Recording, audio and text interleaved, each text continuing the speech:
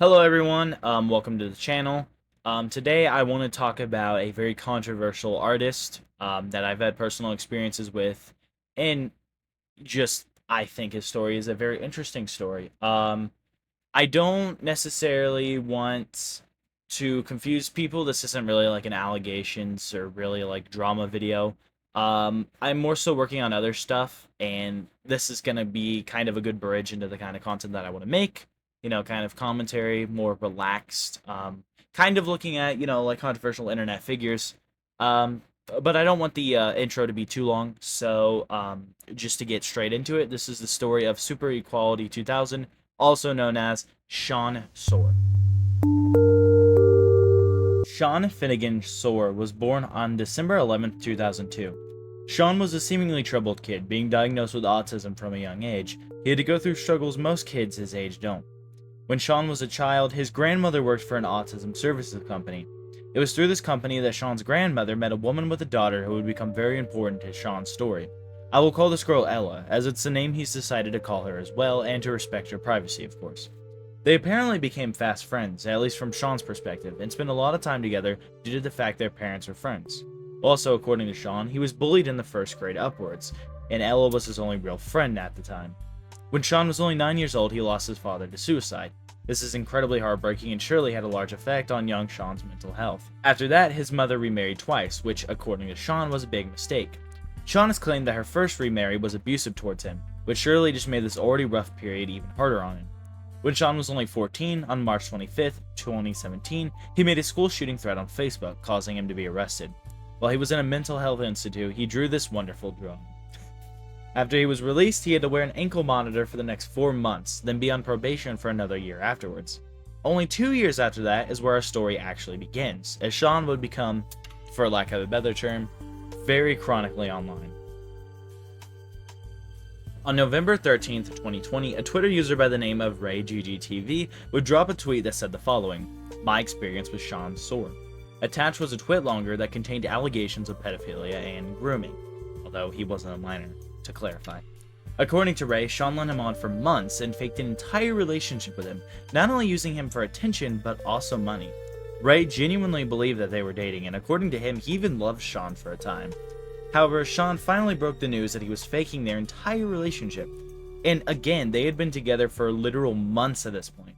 After being basically told to fuck off, Sean tried to frame it as a funny joke, when it very obviously wasn't.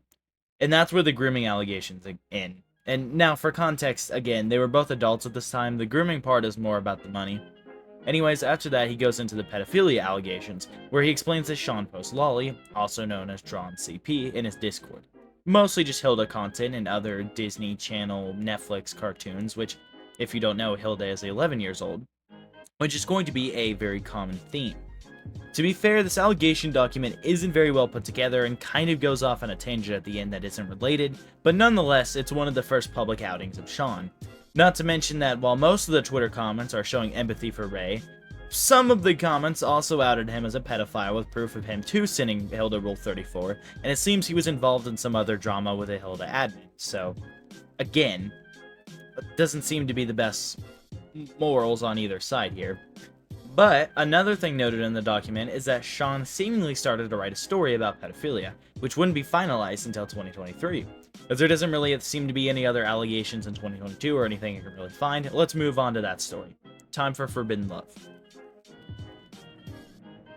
2023 seems to be Sean's worst year when it comes to online allegations, so I'll try to sort them in chronological order to the best of my knowledge.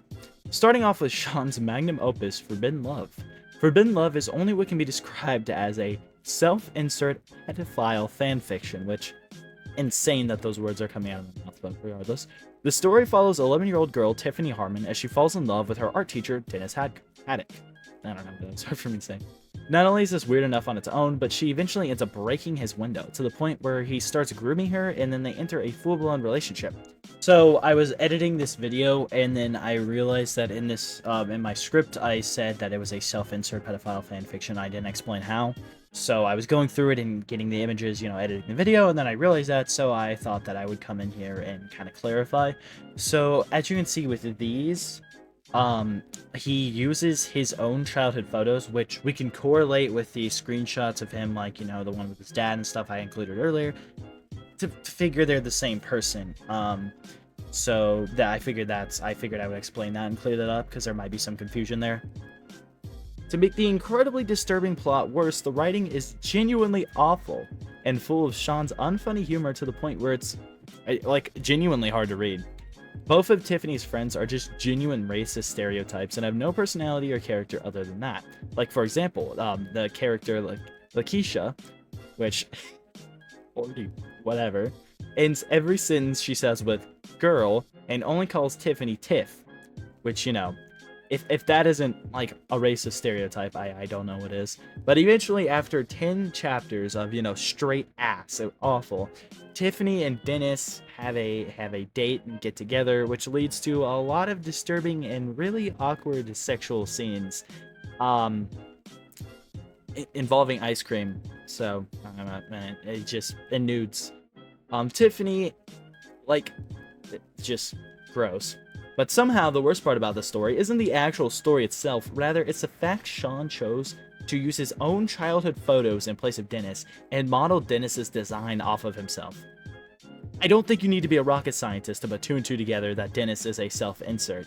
And while I could be completely wrong on this, Tiffany's design seems an awful lot like his designs of Hilda, but considering he also sucks at art, this could entirely be a coincidence. But eventually, though, Sean stopped updating the story as he gained a new hyperfixation, one that would take over his self-insert pedophilia story, I guess. Meet Bikini Girl, an original character modeled off of Sean's friend or cousin, we'll get into that later, that I introduced in the first part of this video. Now, the early discourse on this girl was that she was Sean's cousin, which he quote-unquote lied about and seemingly encouraged to hide Ella's real identity. This quickly put him in hot water with the cartoon community on YouTube, more specifically the community of a YouTuber named the Mysterious Mr. Enter. While he was a small part of a much larger issue and drama, I guess, he does get a mention on the wiki page for Star Giant Productions, also known as Rebecca. According to the wiki, he drew Rebecca's avatar for her YouTube videos, which he used from April to October 2022. Not long after that, he was banished from whatever community that is in June 2023, and more allegations started to pop up. It all started when a Twitter user named GaryFan dug up old comments Sean made on DeviantArt, where he compared a reboot to Sandy Hook and said, quote, "I actively think Sandy Hook was somewhat of a miracle, since it felt satisfying to know that little kids similar to the ones that bullied me in first grade got their comeuppance. And a miracle like that is the opposite of a burden like this," which they were talking about a live-action reboot for context. So I guess Sandy Hook is better than Disney's shitty live-action remakes, according to Sean, which is seriously twisted shit.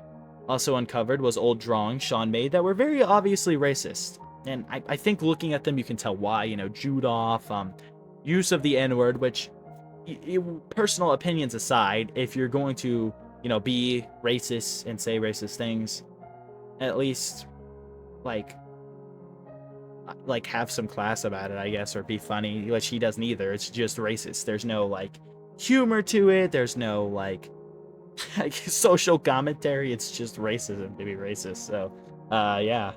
But, not long after that, DeviantArt user Calvin Fox dropped a post going over all the allegations, basically what we went over so far, and some of the evidence people had dug up. The document pointed out how not only was Sean posting sexualized artwork of the girl based off of his childhood friend, but he also started to post her actual photos, one where she was 12 and in swimwear.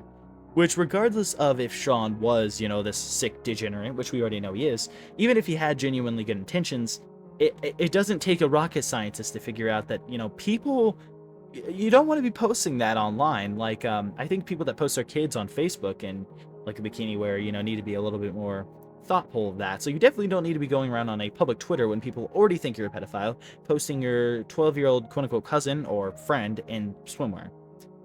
At the end of the document, in an update, Calvin revealed someone else had come out with allegations that Sean was once again sending Lolly in a Discord server that was full of and actively ran by minors.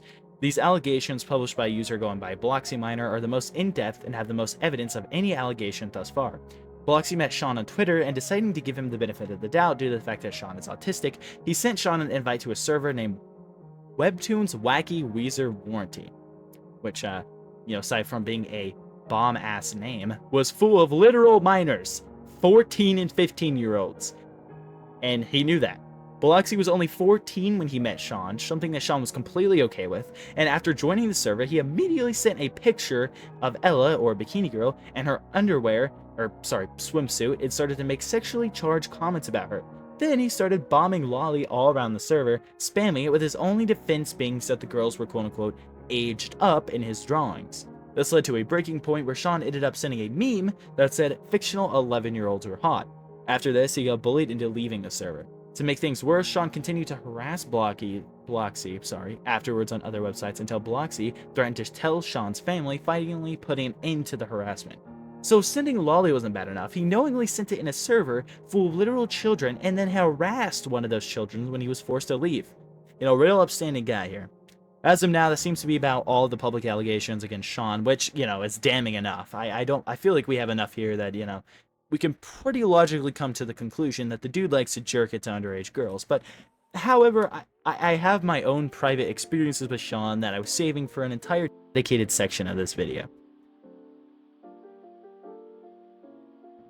Me and my best friend Cade met Sean through someone we knew named Sadman. While at first I just thought Sean was a normal weirdo, he turned out much, much worse. After my friends raided his Discord server, Sean was forced to make a group chat to which he then turned around and invited the same friend that raided his server, Cade. I don't understand the logic here, but whatever. Only a few days later, I was added to the group as well. It was here that I met Polly the Cutie, Sean's new best friend, after him and Sadman had a falling out. Within a few days, the group chat was filled with Lolly, and Polly was ranting about a cartoon holocaust. You seriously cannot make this up. Turns out Polly was harassing another Lolly enjoyer, quotations, nonce, Angel Chow, and created a narrative that Angel Chow was going to come and murder everyone in the group chat. He would Photoshop Hilda and the Discord profile pictures of the members of the group chat onto real gore videos and send them while he was ranting about his insane, predictions for the future. It was at this point that me and Kate decided to come together and contact Sean and Polly's families to get them the help that they need, which is the reason why we stuck around for so long. In between the jokes and trolling, we had to find out info about Sean and his personal life, but Sean was way too careful. One time, Sean went to a rant about how hebephilia was different and better by using a skit where a comedian was obviously being sarcastic and did this quite often. It was then that I learned Sean was allowing other children to be in the group chat as well, until me and Kay decided enough was enough and to really try to, find Sean, get him some help. And while it took a while, Sean using his family photos and a story along with going by his actual last name led us to not only his family but also Ella herself.